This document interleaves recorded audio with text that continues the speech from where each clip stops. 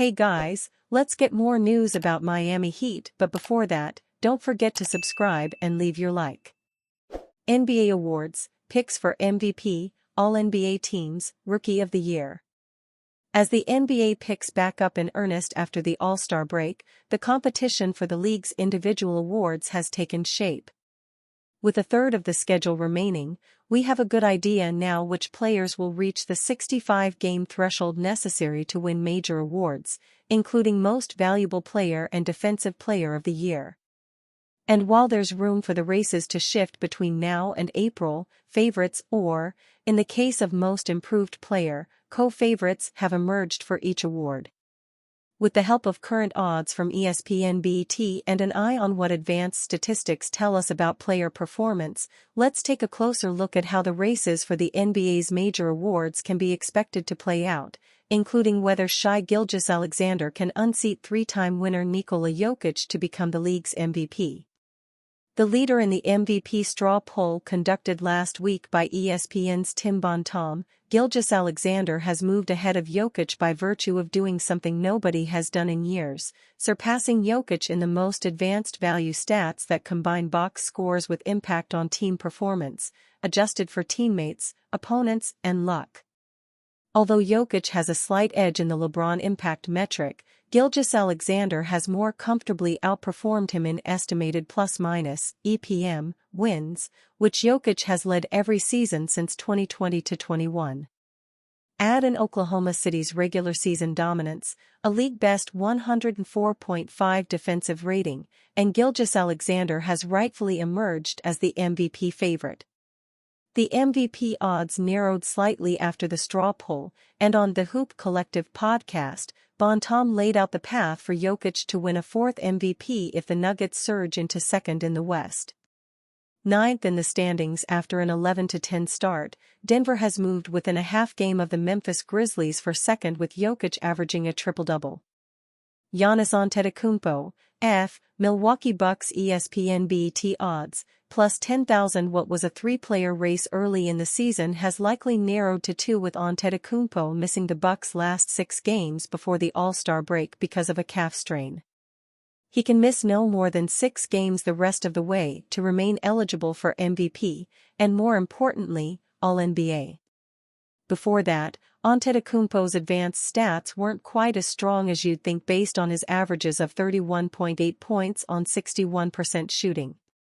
One factor working against Antetokounmpo's value, he's shooting a career-low 58% at the foul line. Dwayne Wade recalls beef with Dirk Nowitzki during NBA All-Star Game. Miami Heat legend Dwayne Wade and Dallas Mavericks icon Dirk Nowitzki shared an intense rivalry, most notably in the 2006 and 2011 NBA Finals. Their competitive edge, however, wasn't confined to those title matchups, it even spilled over into exhibition games like the All-Star Weekend. In a clip from his show The Why, posted on Instagram on Wednesday, Wade shared that his rivalry with Nowitzki took root after their first finals encounter in 2006. The Miami Heat triumphed over the Dallas Mavericks in 6 games, with Wade securing finals MVP honors. In 2006, we won a championship, the former Heat star said. Me and Dirk started having some words, right? And the 2007, 2008, so forth, so on, Dirk and I see each other All-Star Weekend. We don't even dap up. You know All-Stars, you go out there and at least dap up. While Wade claimed the 2006 championship, Nowitzki got his redemption in 2011, guiding the Mavericks to a title win over Wade's Heat, even with LeBron James and Chris Bosh by his side. Wade revealed that the intense trash talk during their finals battles led to real animosity that persisted for years. Luckily, the All-Star format back then kept them on opposing sides, with the East facing the West, sparing them from having to share the same team, unlike today's draft-style setup. Me and Dirk wouldn't even look at each other. We had beef in the All-Star game, bro. The 43-year-old pointed out the irony that while All-Star Weekend was designed to foster camaraderie among players, his dynamic with Nowitzki told a different story. And so we see each other All-Star Weekend when everything's supposed to be, we all fans of each other. Me and Dirk was like, nah, I don't F***K with you. For some years, that's how our All-Star games went. And that's just how the game was at that time, he said. In contrast, recent NBA All-Star games have drawn criticism for their perceived lack of intensity, with many regretting the shift away from the fiercely competitive battles of the past. Wade attributed the intense competition during his era to the impact of Kobe Bryant. The stars of the game was the ones who determined how the game went. Kobe Bryant brought it every All-Star. So me, as a young guy, I have to guard Kobe, he at my ***. I gotta lock up. It was different, because of the stars in the league, Wade remarked.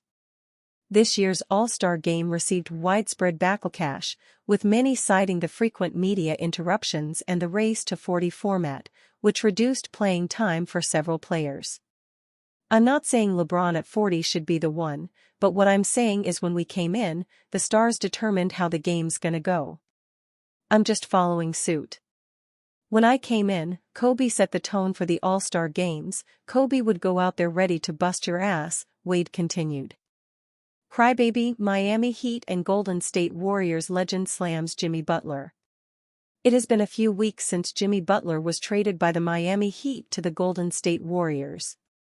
Yet, it looks like he remains a topic of discussion around South Beach.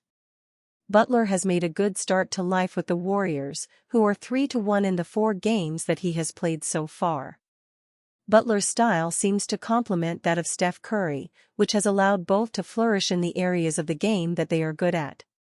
On the other hand, the Heat have been far from great since Butler's departure and are on a 4-game losing streak at the moment. There is no doubt that Butler had been the face of the Heat since his arrival in 2019.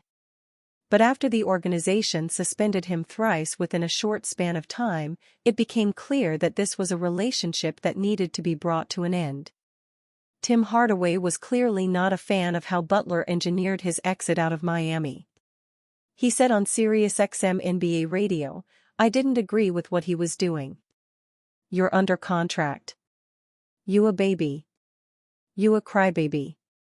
Of course, Hardaway is in a unique position to speak on the matter because he is considered a legend for both the Warriors and the Heat. He started his career with the Warriors and made the All-Star team 3 times while there. Hardaway was then traded to the Heat and earned himself a couple more All-Star selections. There are many with the circumstances leading up to Butler's exit from the Heat. In fact, that has been somewhat of a recurring theme throughout his career.